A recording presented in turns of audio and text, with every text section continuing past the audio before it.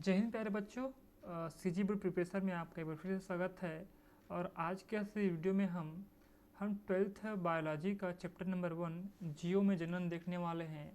आपके छत्तीसगढ़ बोर्ड परीक्षा 2025 में आने वाले कुछ इम्पोर्टेंट क्वेश्चन को हम देखने वाले हैं।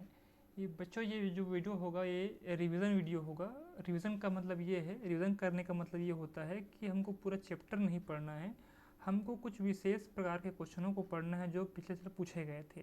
ठीक है, तो आइए देखते हैं।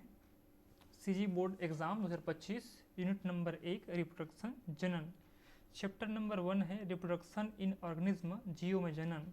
ठीक है, आगे बढ़ते हैं बच्चों। उससे पहले हम कुछ इंपॉर्टेंट क्वेश्चन को देखते हैं, कौन कौन सा क्वेश्चन पूछा गया था और आज कौन से क्वेश्चन के बारे में हम पढ़ने वाले हैं। बच्चों, जो पहला क्वेश्चन है हमारा, अलैंगिक जनन से उत्पन्न संतान को क्लोन क्यों कहा जाता है? Why is the child born from asexual reproduction is called a clone?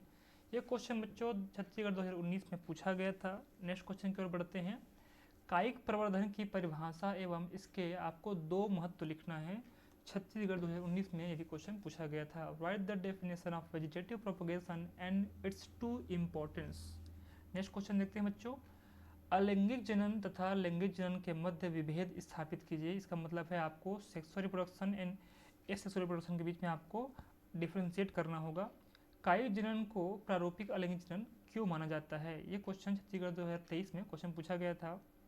Differentiate between asexual and sexual reproduction. Why is vegetative reproduction considered typical asexual reproduction? Next question की ओर बढ़ते हैं। अपनी जटिलता के बावजूद बड़े जीवों में लैंगिक प्रजनन क्यों पाया जाता है? ये क्वेश्चन सीजी बोर्ड 2020 में क्वेश्चन पूछा गया था। चलिए एक एक क्वेश्चन को हम ध्यान से पढ़ते हैं और समझने का प्रयास करते हैं। बच्चों, जो पहला, अच्छा उससे पहले देखते हैं कि जनन किसे कहेंगे। What is reproduction? तो प्रजनन वह क्रिया है जिसके द्वारा जीव अपने समान नए जीव को जन्म देता है। बच्चों, इसका मतलब ये है कि अगर कोई जीव अपने ही समान दिखने वाले जीव को जन्म देता है उसे क्या कहेंगे? हम प्रजनन कहेंगे। तथा अपनी प्रजाति की निरंतरता को बनाए रखता है उसे हम क्या कहेंगे? प्रजनन कहेंगे। Reproduction the process by which an organism give birth to a new organism similar to itself and maintain the continuity of its species is called reproduction. जैसे एग्जाम्पल के रूप में लेते हैं, सपोज कीजिए कि बिल्ली है और बिल्ली से जो नए बनने वाली जो संतान होगी वो कैसी होगी? वो भी बिल्ली होगी। इसका मतलब है कि कोई जीव अपने ही समान दिखने वाले जीव को क्या कर रहा है? जन्म दे रहा है और अपनी प्रजाति को, अपनी स्पीशीज के जनरेशन को बढ़ाने का काम कर रहा है। उसे हम क्या कहेंगे? प्रजनन कहेंगे। आगे बढ़ते हैं। प्रजनन जीवों की विशिष्ट लक्षण होती है।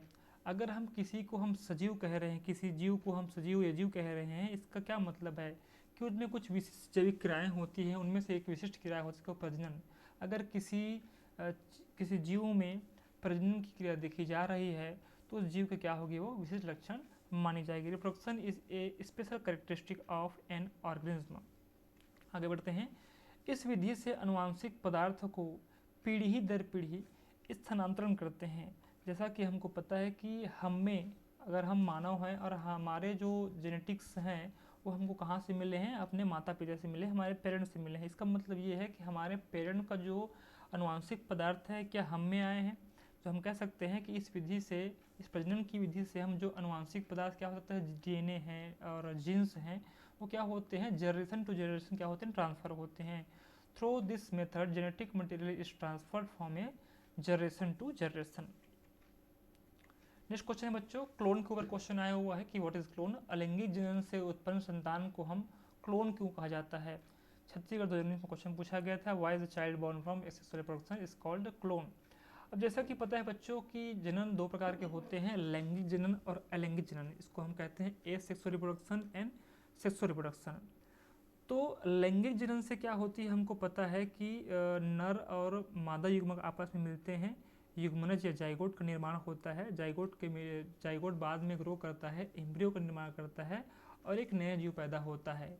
वो जो जीव है वो स्पीसीज तो सेम होता है लेकिन उसके पेरेंट्स से डिफरेंस होता है, उनमें वेरिएशंस होती हैं, विभिन्नताएं उत्पन्न होती हैं। लेकिन जो अलैंगिक जनन होती हैं इनमें क्या होंगी? समसूत्री विभाजन होती हैं, इस कारण क्या होगा, ये अपने जनक के समान दिखते हैं, इसलिए हम क्लोन कहते हैं। क्लोन का मतलब यह है कि मार्फोलॉजी और स्ट्रक्चरली दोनों कैसे हो, समान हो। आइए इसका उत्तर समझने का प्रयास करते हैं कि क्लोन किसे कहेंगे। अलैंगिक जनन से उत्पन्न संततियाँ कैसी होंगी, आकार की यानी कि दिखावट में किस प्रकार से होंगी, उसकी जो बाह्य मॉर्फोलॉजी कैसी होगी, और अनुवांशिक रूप से कैसे होते हैं, ये समान होते हैं, एक समान होते हैं। कहने का मतलब यह है कि कोई भी जो संतान होगी वो मार्फोलॉजी और जेनेटिकल रूप से कैसे होंगे, अपने पेरेंट्स से समान होते हैं, इसलिए क्या बोलते हैं, इसको क्लोन कहते हैं। जैसे कि एग्जाम्पल है अमीबा। आपको पता है कि अमीबा कैसा है, एक कोशिकीय जीव है और अमीबा में अलैंगिक प्रकार का जनन होता है। अमीबा सबसे पहले क्या करते हैं, अपने केंद्रक को डिवाइड करने का काम करती है। इसमें केंद्रक विभाजन होता है, तो पश्चात अपने कोशिका द्रव्य विभाजन करके अपने ही जनक के समान हूबहू दिखाई देते हैं। क्या आपको दिख पा रहा है, ये आप अमीबा है। अमीबा में क्या हो रहा है, न्यूक्लियस का डिवीज़न हो रहा है। जब न्यूक्लियस का डिवीज़न कंप्लीट हो जाता है उसके बाद क्या होगा, ये अपने साइटोप्लाज्म कोशिका द्रव्य को विभाजित कर लेंगे और अपने जनक के समान कैसे है, देखो वो समान आपको दिख रहे हैं, जेनेटिकली भी समान होंगे और बाह्य आकार के भी समान होंगे। तो अमीबा में क्या होता है, द्विखंडन होता है। तो अमीबा में द्विखंडन का पाया जाना क्या है, क्लोन का एक प्रकार से एग्जाम्पल हम मान सकते हैं। नेक्स्ट क्वेश्चन है बच्चों, कायिक प्रवर्धन से, इसको हम कहते हैं वेजिटेटिव प्रोपगेशन। आइए समझते हैं क्या है। इससे क्वेश्चन पूछा गया था कि कायिक प्रवर्धन की आपको परिभाषा लिखना है और कायिक प्रवर्धन के आपको दो महत्व लिखने हैं। Write the definition of vegetative propagation and its two importance. आइए समझते हैं कि किसे कहेंगे हम कायिक प्रवर्धन।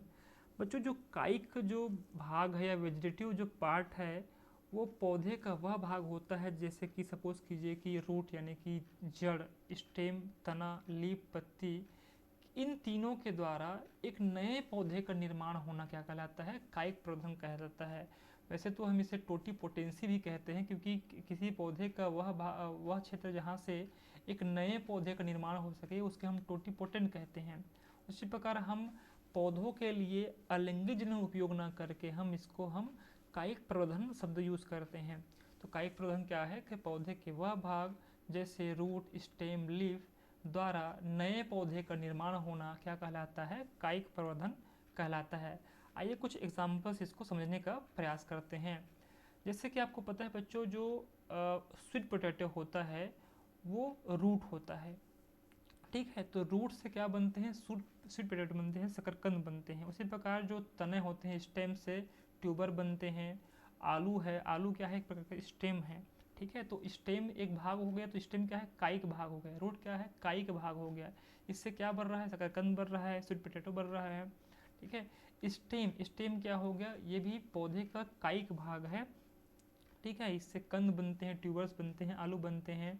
बल्ब जैसे कि प्याज, कॉर्म जैसे घनकंद जिसको हम अरबी कहते हैं, कोलोकेशिया कहते हैं, ठीक है। राइजोम प्रकंद, इसमें क्या होंगे, बनाना, जिंजर, टर्मरिक, ये सब आएंगे। उसी के एक और है बायलीफ, यानी पत्तियों के द्वारा भी क्या होते हैं, नए पौधे का निर्माण होते हैं, जैसे कि ब्रायोफाइलम। आप एक पत्ती को देख पा रहे हैं, इस पत्ती के बीच भाग से एक नए प्रकार की प्रवर्ध यानी कि प्रोपिगेशन निकल रहे हैं, जैसे कि पत्थर चट्टा में होता है, ठीक है। बच्चों नेक्स्ट जो क्वेश्चन है वो क्वेश्चन है अलैंगिक जनन और लैंगिक जनन में अंतर पूछा गया है। आपको पता है जनन के दो प्रकार होते हैं, अलैंगिक जनन और लैंगिक जनन। पौधों में अलैंगिक जनन को हम कायिक प्रवर्धन कहते हैं और बाकी जो में अलैंगिक जनन कहते हैं, ठीक है। दोनों में अंतर समझते हैं। अलैंगिक जनन तथा लैंगिक जनन के मध्य विभेद स्थापित कीजिए। कायिक जनन को प्रारूपिक अलैंगिक जनन क्यों माना जाता है। Differentiate between asexual and sexual reproduction, why is vegetative reproduction considered typical sexual reproduction. देखो बच्चों दो कॉलम इधर है एसेक्सुअल रिप्रोडक्शन, अलैंगिक जनन, इधर है लैंगिक जनन। पहला पढ़ते हैं, जो अलैंगिक जनन कैसा होता है, वो यूनिपेरेंटल होता है, एक जन की होता है। इसका मतलब है ये एक सिंगल पेरेंट एक नई प्रकार के जीव को जन्म देने में सक्षम होती है। लेकिन जो सेक्सुअल रिप्रोडक्शन करने वाले जीव होते हैं उसमें हमको दो पेरेंट की आवश्यकता होती है, एक मेल एंड फीमेल, इसको हम बाई पेरेंटल कहते हैं, ये द्विजन की होती हैं। दूसरा एग्जाम्पल देखते हैं, प्रजनन अंगों का निर्माण नहीं होता है। अलैंगिक जनन में किसी प्रकार के प्रजनन अंगों का निर्माण नहीं होता है। अगर हम प्लांट की बात करें तो प्लांट में कायिक प्रवर्धन होते हैं और प्लांट के किसी विशेष भाग जैसे कि स्टेम, लीफ, रूट, इस सबसे नए अंगों का, नए पौधे का निर्माण होता है। उसी प्रकार जैसे अमीबा हो गई, अमीबा में किसी प्रकार के एक रिप्रोडक्टिव ऑर्गन नहीं होते हैं। लेकिन जो लैंगिक जनन होते हैं उसमें जो जनक होंगे मेल एंड फीमेल, इनमें कुछ विशेष प्रकार की अंग होते हैं, कुछ तंत्र होते हैं, उसको हम कहते हैं प्रजनन अंग कहते हैं। जैसे कि हम बात करते हैं मेल की, अगर हम वुमन की बात करें तो मेल में क्या होती हैं, मेल में टेस्टिस होती हैं, टेस्टिस से स्पर्म का निर्माण होता है। उसी प्रकार जो फीमेल में अंडाशय होती है, अंडाशय से ओवरी का निर्माण होता है। तो कुछ प्रकार से प्रजनन अंग देखने को हमको मिलते हैं। बच्चों, एक प्रकार से हम बात करें तो अलैंगिक जनन में अर्धसूत्र विभाजन नहीं होता है, इसको हम कहते हैं मियोसिस डिवीजन, अर्धसूत्र विभाजन नहीं होता है।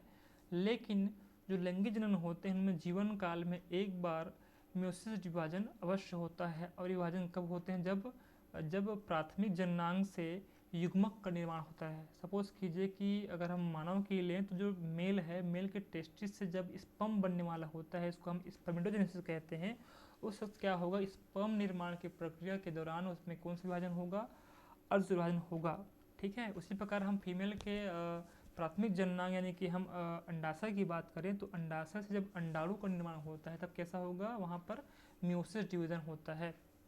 तो जीवन काल में एक बार मियोसिस डिवीजन होगा लैंगिक जनन करने वाले जीवों में, लेकिन जो अलैंगिक जनन करने वाले जो जीव होंगे उसमें मियोसिस डिवीजन नहीं पाया जाता है। इसमें चौथा है प्रजनन तेज गति से होती है। अलैंगिक जनन से जो जनन होती है वो बहुत तीव्र गति से होती है।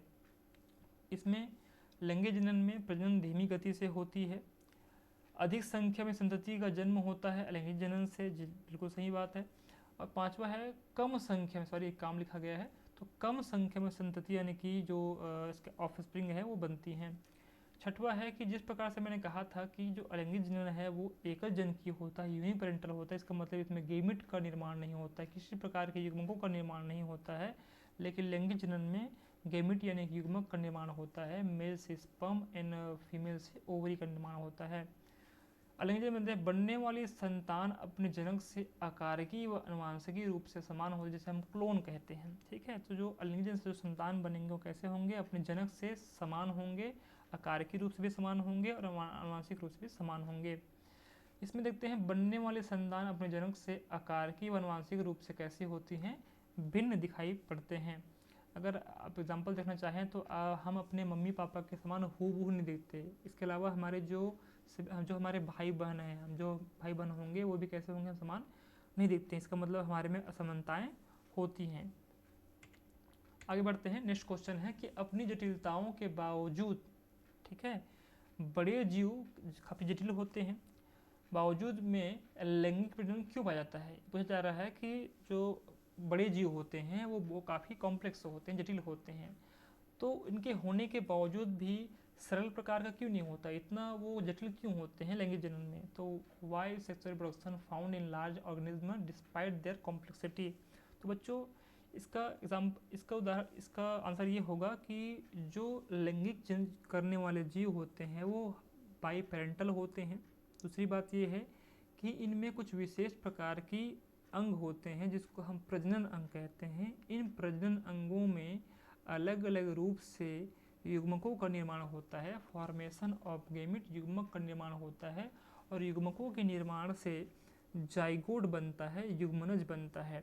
और जाइगोट एक कोशिकीय जीव एक कोशिकीय होता है, और जाइगोट में लगातार समसूत्री विभाजन के द्वारा उसमें ग्रोथ होगा और क्या होगा, भ्रूण का विकास होगा। और जैसे कि हमको पता है जब दो युग्मक आपस में मिलते हैं, जब मेल एंड फीमेल के मिलते हैं तो निषेचन की प्रक्रिया होती है, निषेचन की प्रक्रिया के फलस्वरूप जाइगोट बनता है।